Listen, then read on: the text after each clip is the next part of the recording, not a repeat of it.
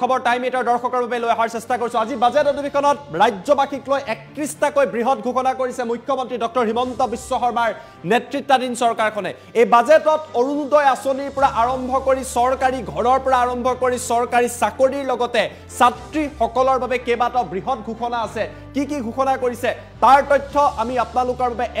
এটাকৈ লৈ অহাৰ চেষ্টা কৰিছো জনাইছো টাইমে বিগ ব্ৰেকিং ৰাজ্যত আহি গৈছে নতুন আঁচনি নিযুত মইনা আঁচনিৰ কথা ঘোষণা কৰা হৈছে আজিৰ বাজেটত এই বাজেটত কোৱা হৈছে ইয়াৰ জৰিয়তে একাদশ শ্ৰেণীত নাম ভৰ্তি কৰিলে প্ৰতিগৰাকী ছাত্ৰীয়ে 10,000 টকা লাভ কৰিব 11ত নাম ভৰ্তি কৰিলে 10,000 টকা স্নাতক শ্ৰেণীত নাম ভৰ্তি কৰিলে ছাত্ৰীয়ে পাব 12,500 টকা আন এখন অভিলাষী আঁচনি স্নাতকোত্তৰ শ্ৰেণীত নাম ভৰ্তি কৰিলে প্ৰতিগৰাকী ছাত্ৰীয়ে পাব 15,000 টকা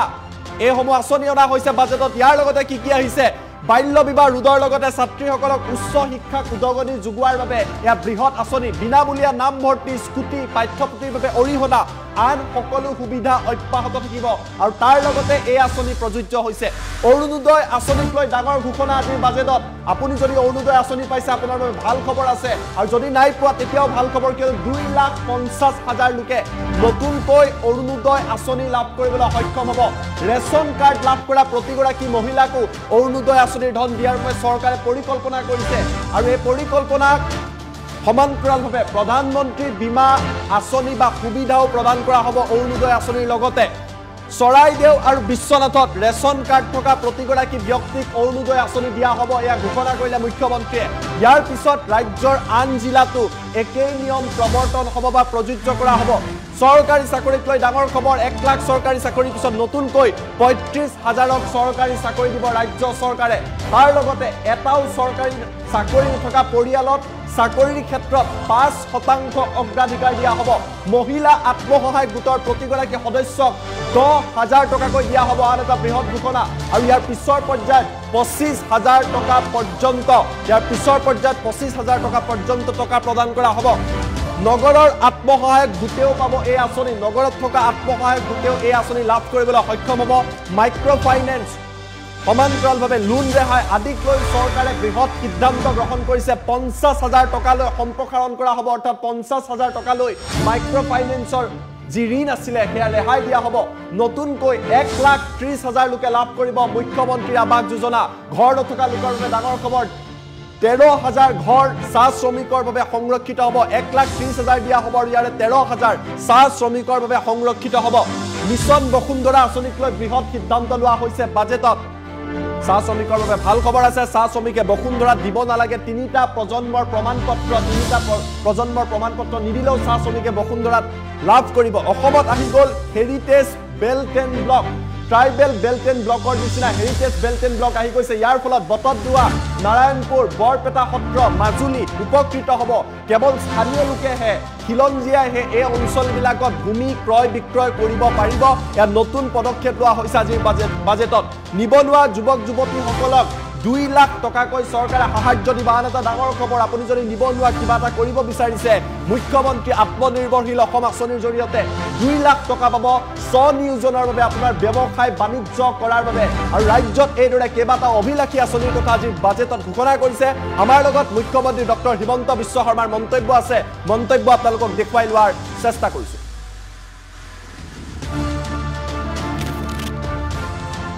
আঁচনিলৈ আহিব খোজো নিযুত মইনা স্কিমখনে আমাৰ এটা গেম চেঞ্জিং এটা আঁচনি হ'ব বুলি মই ধাৰণা কৰোঁ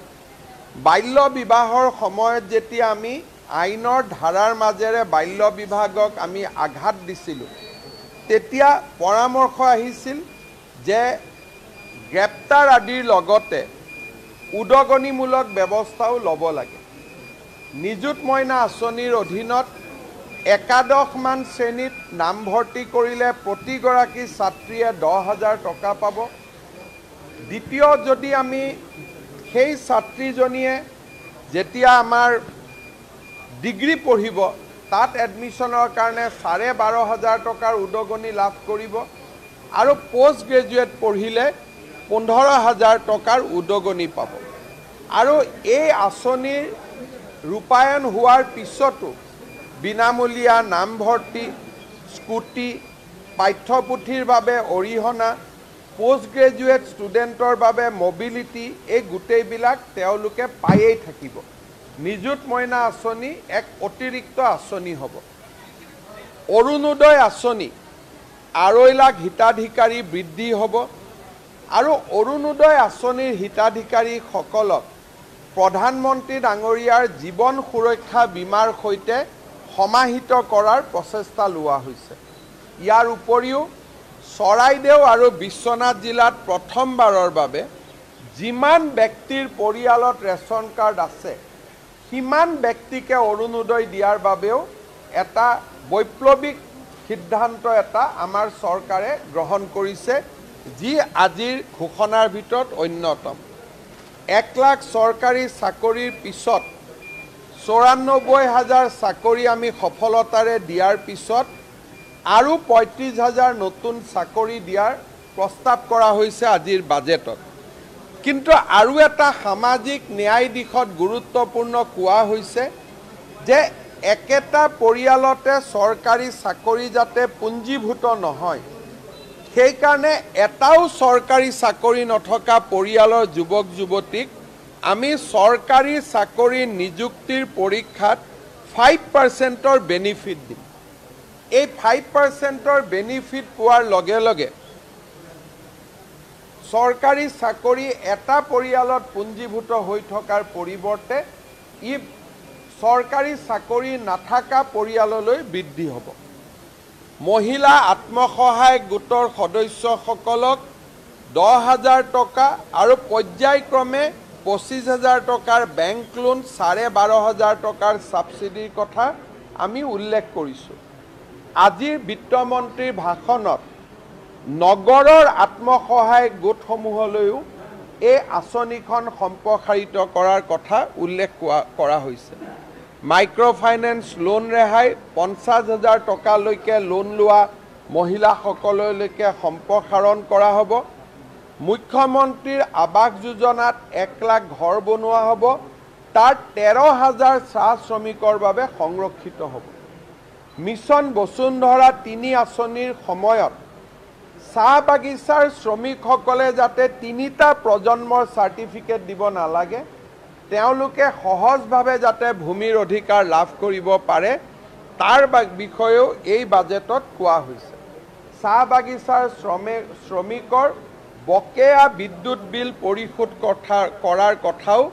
এই বাজেটত উল্লেখ কৰা হৈছে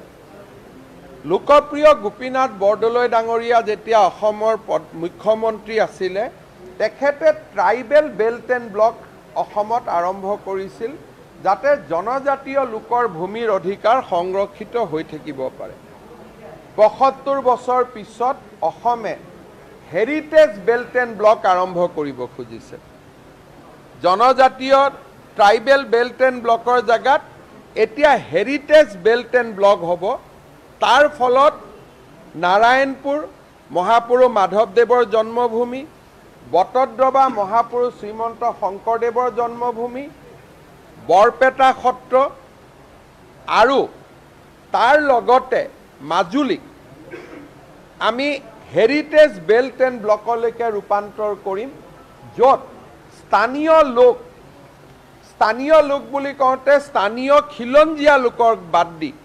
আন কোনেও ভূমি ক্ৰয় কৰাৰ তাত অধিকাৰ নাথাকিব অসম আন্দোলনৰ যি অৱধাৰণা আছিল আৰু যাক লৈ মানুহে বহু সময়ত চিন্তা কৰিছিল যে আমাৰ খিলঞ্জীয়া স্বাৰ্থৰ সুৰক্ষাৰ বাবে আমি কৰা সংগ্ৰামখন বিফল হ'ল নেকি তাক আমি পুনৰ উজ্জীৱিত কৰি বিভিন্ন কাম হাতত লৈছোঁ ডিলিমিটেশ্যন হৈ গ'ল ডিলিমিটেশ্যনৰ পিছত আমি এতিয়া হেৰিটেজ বেল্ট এণ্ড ব্লকৰ যিটো ধাৰণা এই বাজেটত দিছোঁ মই ভাবোঁ ই বহু দিনলৈ অসমীয়া জাতিৰ ঐতিহ্যমণ্ডিত সত্ৰ সংস্কৃতিসমূহ উদ্ধাৰ কৰাৰ ক্ষেত্ৰত সহায় কৰিব আৰু ভৱিষ্যতলৈ আমি হেৰিটেজ বেল্ট এণ্ড ব্লক আমি বৃদ্ধি কৰিব পাৰিম এনেকুৱা এটা ধাৰণাও আমি এই বাজেটত উল্লেখ কৰিছোঁ পুলিচৰ হাউচিং নিবনুৱা যুৱক যুৱতীলৈ 2 লাখ টকা মুখ্যমন্ত্ৰীৰ আত্মনিৰ্ভৰশীল অসম আঁচনিৰ অধীনত ঋণ আৰু ৰাজ সাহায্য এই ধৰণে আমি নতুন নতুন চিন্তা এই বাজেটত সংযোজিত কৰিছোঁ। এই বাজেটত আন এটা উল্লেখনীয় দিশ হ'ল বানপানী। বানপানীৰ সৈতে যুঁজাৰ বাবে ইমান দিন মথাউৰি নিৰ্মাণে আমাৰ একমাত্ৰ অস্ত্ৰ আছিল। প্ৰথমবাৰৰ বাবে আমি চিন্তা কৰিছোঁ যে গুৱাহাটীৰ পানী, ব্ৰহ্মপুত্ৰৰ পানী যদি আমি দীপৰ বিলত ধৰি ৰাখিব পাৰোঁ বানপানীৰ সময়ছোৱাত, মৰিগাঁৱৰ পানী যদি আমি চাৰণ বিলত ধৰি ৰাখিব পাৰোঁ, যি আমাৰ প্ৰাকৃতিক ৰিজাৰ্ভিয়ৰবিলাক আছিলে, ৱেটলেণ্ড আছিলে, তাক যদি আমি ব্ৰহ্মপুত্ৰৰ পানী তালৈকে লৈ যাব পাৰোঁ, ধৰি ৰাখিব পাৰোঁ, আৰু বানপানীৰ সময়ত যদি তাক আমি এৰি দিব পাৰোঁ, বানপানী পাৰ হৈ যোৱাৰ পিছত, ই আমাৰ বানপানী নিয়ন্ত্ৰণৰ ক্ষেত্ৰত ই এটা নতুন এলিমেণ্ট আমাৰ মাজত যোগ হ'ব। এইবাৰ আমি পৰীক্ষা চলাইছিলোঁ, দীপৰ বিলত এইবাৰ আমি যথেষ্ট পানী ধৰি ৰাখিছিলোঁ। ইয়াৰ ফলত আমাৰ ব্ৰহ্মপুত্ৰৰ বানপৃষ্ঠ কিছু হ'লেও হ্ৰাস হৈছিল। এইবাৰ আমি নতুন এটা ধাৰণা আনিছোঁ যে 7টা এনেকুৱা বিলত আমি ব্ৰহ্মপুত্ৰৰ পানী আমি ধৰি ৰখাৰ চেষ্টা কৰিম। যদি আঁচনি সফল হয়, পৰৱৰ্তী পৰ্যায়ত ইয়াক আমি আৰু আগুৱাব পাৰিম। North east space application agency NESAC, যাৰ অধ্যক্ষতা ভাৰতৰ গৃহমন্ত্ৰী অমিত শ্বাহ ডাঙৰীয়াই কৰে, তেখেতে আমাক, সেই সংস্থাটোৱে আমাক এই পৰামৰ্শ দিছিলে। এই পৰামৰ্শ আমি ৰূপায়ণৰ দিশত আগবাঢ়িছোঁ। ৰাজ্যৰ গ্ৰাম্য অৰ্থনীতিত কণী, মাংস আৰু মাছৰ ক্ষেত্ৰত আত্মনিৰ্ভৰশীল হোৱাৰ বাবেও এই বাজেটত যথেষ্ট নতুন কথা কৈছে। দৰিদ্ৰ লোকসকলৰ স্বাস্থ্য সেৱা আৰু অসম মালাৰ দৰে আঁচনিৰ জৰিয়তে কমিউনিকেশ্যনৰ এটা পৰিৱৰ্তনৰ বিষয়ে বাজেটত উল্লেখ কৰা হৈছে। আপোনালোকে জানি ভাল পাব যে লোক নিৰ্মাণ বিভাগৰ ৰোড এছেট বৰ্তমান 50,000 কিলোমিটাৰলৈকে বৃদ্ধি হৈছে, আৰু অসমত যোৱা 2 বছৰত আমি প্ৰতিদিনে 12 কিলোমিটাৰ নতুন ৰাস্তা আমি নিৰ্মাণ কৰিছোঁ। তাক আমি আৰু আগুৱাই লৈ যাব পাৰোঁ। আইকনিক ষ্ট্ৰাকচাৰৰ কথা কোৱা হৈছে, অমৃতকালৰ স্বপ্ন। গুৱাহাটী উচ্চ ন্যায়ালয়ৰ নতুন ভৱন, গুৱাহাটী মেডিকেল কলেজৰ নতুন ভৱন, কনকলতা বিশ্ববিদ্যালয়, কাজিৰঙাৰ হেৰিটেজ উদ্যান, আমি নৱপ্ৰজন্মৰ বাবে, আমাৰ পিছৰ প্ৰজন্মৰ বাবে, যিসকল আজিও মাতৃৰ গৰ্ভত আছে বা প্ৰসৱ হোৱা নাই,